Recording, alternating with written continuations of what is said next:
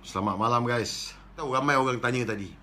Saya malas nak ulas pasal Long Tiger ni. Long Tiger lah, tak apalah, dia dah ketangkap. Saya malas nak ulas pasal Long Tiger, tapi sebab ramai sangat yang bertanya, saya pun kenalah kongsikan apa yang saya tahu, yang mungkin, yalah, kalau saya salah, salah lah. Cuma apa yang saya tahulah.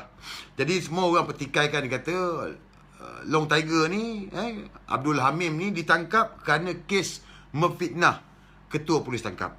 Ini bersangkut dengan kenyataan Ketua Polis Johor, Datuk Ayub, yang mengatakan bahawa Long Tiger ni ditangkap di rumahnya atas kerana kesalahan memfitnah Ketua Polis Tangkap.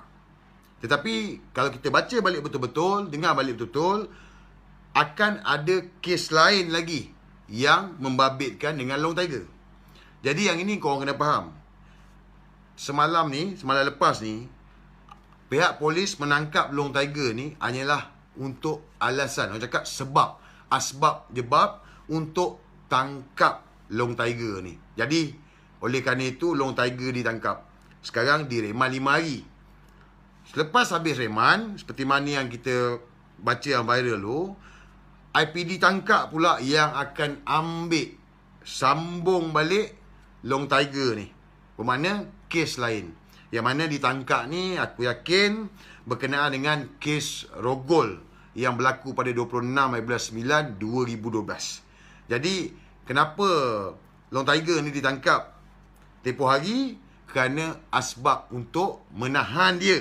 Kalau tak tahan dia, kalau tak tangkap dia, silap-silap budak tu dah hilang nyawa. Sebab ramai sangat orang cari dia, ramai orang buru dia. Jadi polis pun buat satu report. Yang ini aku yakin, pengalaman aku, polis pun buat sendiri satu report. Ini polis sendiri buat report untuk jadikan alasan tangkap Long Tiger ni, simpan Long Tiger dalam lokap Muar. Dan selepas ini IPD tangkap akan ambil. Dan selepas itu wallahualam kat mana lagi Long Tiger akan ambil. Ni kalau orang cakap roadshow lah. Bermakna daripada satu lokap ke satu lokap, satu lokap ke satu lokap lain, dia panggil roadshow. Berapa lama tempoh roadshow dia? Wallahualam, aku tak tahu. Cuma yang pasti yang aku tahu, ditangkap ada satu kes rogol yang belum selesai, masih dalam siasatan. Walaupun sebelum ini kes tersebut di NFA kan buat sementara waktu, tetapi aku yakin pihak polis dah membuka kembali kertas siasatan tersebut. Kerana dah viral, dah kecoh dah. Kemudiannya mungkin Long Tiger akan dikutip pula, tak tahu dekat mana, kerana ada laporan polis yang mana telah dibuat ke atas Long Tiger kerana pertubuhan haram. Jadi memang ada. Aku dipahamkan memang ada. Yang ada pihak yang dah buat laporan polis, yang mana laporan tersebut mengatakan bahawa pertubuhan ayahanda Long Tiger ni adalah pertubuhan yang haram. Jadi besarlah kemungkinan bahawa selepas daripada 5 hari ni, lokap tangkap, IPD tangkap tak tahu berapa hari kena reman, dan akan disambung pula ke lokap lain yang mana kita tak tahu. Dan sebab itu aku bagi tahu tempoh hari, kalau ada mana-mana yang pernah berurusan dengan Long Tiger, kena tipu ke, kena pukul ke, kena ugut ke, kena rogol ke, kena cabul ke, untuk membuat laporan polis. Jadi biar pihak polis siasat, dan selepas ini dia teruslah roadshow. Sambut, lepas keluar ni sambut, lepas ni pun sambut. So itu sebab dia. Jadi aku harap korang faham kenapa polis tangkap dia kerana fitnah ni, fitnah ketua polis tangkap ni, itu hanyalah alasan untuk menahan dia. Jadi itu asbab, orang cakap asbab penyebab. Okey. Tadi juga Datuk Ayub Ketua Polis Johor bercakap, yang mana aku pun terkejut, aku rasa korang pun terkejut, yang mana Long Tiger ni, Abdul Hamim ni, bukan pemegang MyKas. Dia bukan pemegang MyKas kad yang warna hijau tu, kad pengenalan warna hijau tu. Bukan. Yang mana sebelum ini aku sendiri cakap bahawa Long Tiger ni pemegang kad MyKas. Ada tempoh expired 5 tahun sekali. So apa yang diumumkan oleh Ketua Polis Johor tadi memang mengejutkan kita. Sebab Datuk Ayub kata bahawa Long Tiger ni adalah pelarian yang memiliki kad UNHCR, macam itulah lebih kurang, memiliki kad pelarian dan bukan MyKas. Jadi ini menyebabkan kita confuse, kita pelik. Sebab seperti mana yang kita tahu, seperti mana yang dikeluarkan oleh Jabatan Netizen ni, yang korek-korek ni, Jabatan Netizen telah mengeluarkan surat beranak dia surat beranak dia yang mana dilahirkan di Mentakap Pahang.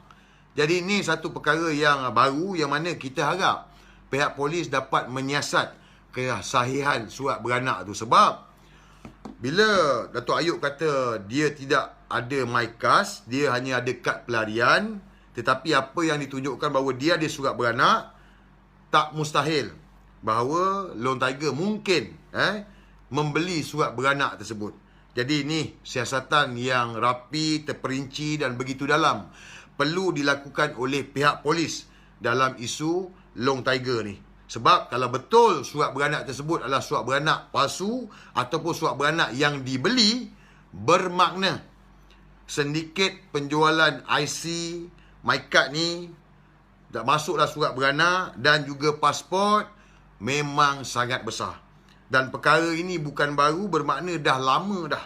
Jadi bila dah lama ni, ianya amat membimbangkan kita sebab dah berapa ribu dah yang dapat surat beranak, yang dapat MyKad, yang ada pasport, yang mana mereka bukan warga negara.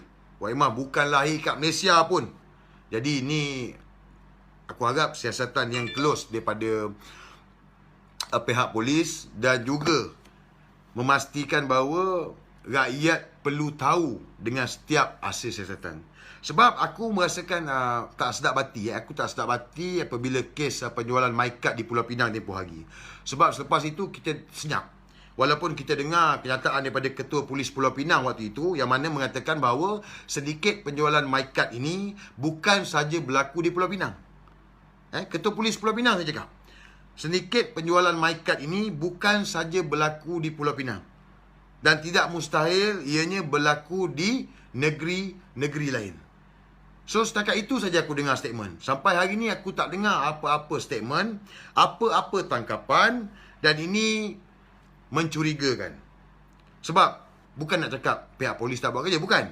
Tetapi aku takut pihak polis membuat kerja ni tetapi tidak menghebahkan kepada masyarakat. Kerana ini boleh menyebabkan persepsi yang negatif kepada pihak polis. Sebab apa saja dalam keadaan hari ini, isu penjualan MyKad kepada warga asing ini perlu diwawarkan. Rakyat perlu tahu. Kita faham, mungkin pihak polis nak jaga Jabatan Pendaftaran Negara. Kita tak nafikan. Sebab dalam kes yang sebelum ini, memang terdapat pegawai JPN yang terlibat dalam penjualan ini. Sebab memang kalau kau nak beli surat beranak pun mesti ada orang dalam. Nak beli warga negara pun mesti ada orang dalam. So kes kat Pulau Pinang memang melibatkan dengan pegawai JPN itu sendiri. Jadi aku harap pihak polis tak mendiamkan perkara ini sebab ini merupakan satu isu nasional. Isu yang mana hari ini seluruh negara hari ini bercakap isu kewarganegaraan, isu MyKad. Ditambah pula hari ini ada pula sedikit menjual kad pengenalan secara online, jual pasport secara online. Jadi ini semua perkara-perkara yang menyebabkan rakyat semakin geram dan menyampah. Dan ini menjejaskan kerajaan, terutama pihak polis.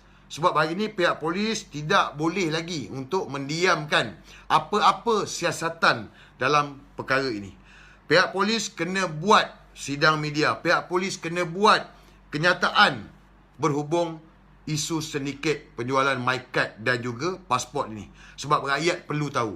Sebab kalau rakyat tak tahu dan datang cerita-cerita yang bukan-bukan, persepsi yang berbagai, ini menyebabkan rakyat bertambah marah dan kita tak nak ada perkara-perkara yang lebih teruk berlaku. Jadi ini perkara yang serius guys. Ini penjualan MyKad ni bukan perkara main-main, ini perkara yang serius dan pihak polis tak boleh mendiamkan perkara ini. Kena ada sidang media, kena ada kenyataan. Kita nak tahu berapa ramai yang telah ditangkap selepas daripada kes Pulau Pinang. Berapa ramai pegawai Jabatan Pendaftaran Negara yang telah ditahan, ditangkap di soal siasat. Hasil daripada penjualan, sedikit penjualan kewarganegaraan Malaysia ni. Dan kita nak tahu berapa ramai yang telah mendapat kewarganegaraan ni. Hasil daripada penjualan yang mana dilakukan oleh warga negara Malaysia, yang mana dalang utamanya adalah pegawai JPN itu sendiri.